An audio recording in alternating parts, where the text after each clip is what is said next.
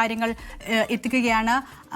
നിലവിൽ അവിടെ പേടകം പറന്നിറങ്ങിയ ദൃശ്യങ്ങളാണ്, സാറ്റലൈറ്റ് ഇമേജുകളാണ് പ്രേക്ഷകർ കാണുന്നത്. നമ്മൾ കഴിഞ്ഞ ശുഭാംശു ശുക്ലയുടെ മിഷനിലൊക്കെ കണ്ടതുപോലെ തന്നെ ഈ പറയുന്ന പാരച്യൂട്ടുകൾ വഴി ആ പേടകം, ഈ പറയുന്ന സ്പേസ് മിഷന്റെ പേടകം ഇപ്പോൾ ഇതാ കടലിലേക്ക് പതിയെ പതിയെ ഇറങ്ങുന്നു. നമ്മൾ കാണുമ്പോൾ ചെറിയ വേഗതയാണെങ്കിലും വലിയ വേഗതയിലാണ് വരുന്നത്. അതിൽ തുടരാം.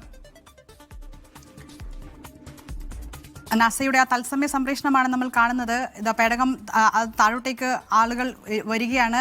അവരെ കടലിൽ നിന്ന് കൃത്യമായി എടുത്ത് സുരക്ഷിത കരകളിൽ എത്തിക്കാൻ, സുരക്ഷിത കേന്ദ്രത്തിലേക്ക് എത്തിക്കാനുള്ള റിക്കവറി സംഘം അതവിടെ പതിച്ചിരിക്കുന്നു എന്നാണ് നമുക്ക് ആ ദൃശ്യങ്ങളിൽ നിന്ന് മനസ്സിലാകുന്നത്. കൃത്യമായ സംഘം എത്തിയിട്ടുണ്ട്. ആ രീതിയിൽ വളരെ വിജയകരമായി തന്നെ ഈ ദൗത്യം നാസ പൂർത്തിയാക്കുന്നു എന്ന് തന്നെ നമുക്ക് മനസ്സിലാകുന്നുണ്ട്. എന്തായാലും നാസയുടെ ചരിത്രത്തിൽ പതിച്ചു എന്ന് മനസ്സിലാകുന്നു.